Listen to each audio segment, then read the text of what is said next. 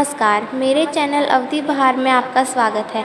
अगर आपको मेरे गाने पसंद आए तो लाइक, सब्सक्राइब और शेयर करना ना भूलें। सासु अंगना लिपाइद अहीं अवसानी मैया, हे सासु अंगना लिपाइद अहीं अवसानी मैया, हे सासु चौका पुराइद अहीं अवसानी मैया।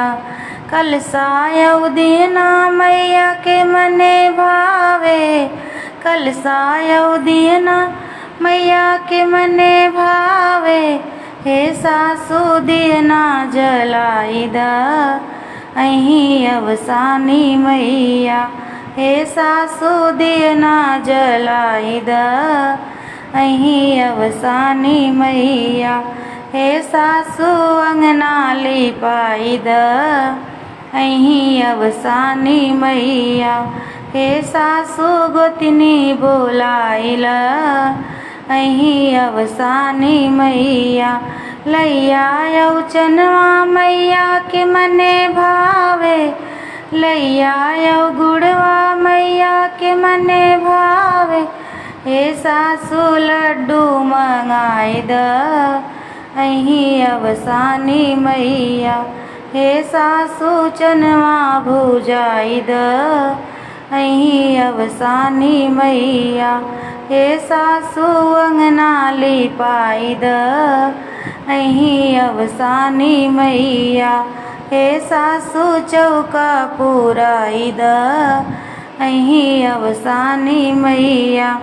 चूड़िया बिंदी मैया के मने भावे, चूड़िया बिंदी मैया के मने भावे, हे सासु मंगिया भराइद अहीं अवसानी मैया, हे सासु अंगना लिपाइद अहीं अवसानी मैया, हे सासु चौका पुराइद अहीं अवसानी मैया।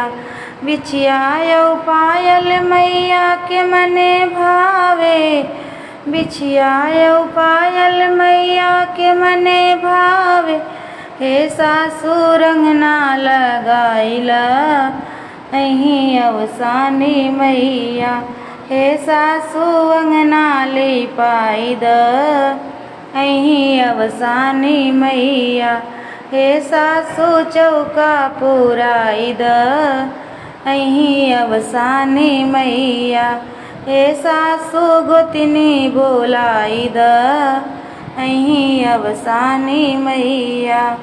गड़ौल के फुलवा मैया के मने भावे, अड़ौल के फुलवा मैया के मने भावे, हे सासु गजरा मंगाइद अहीं अवसानी मैया, हे सासु अंगना लिपाइद अहीं अवसानी मैया, हे सासु गोतनी बोलाइद अहीं अवसानी मैया।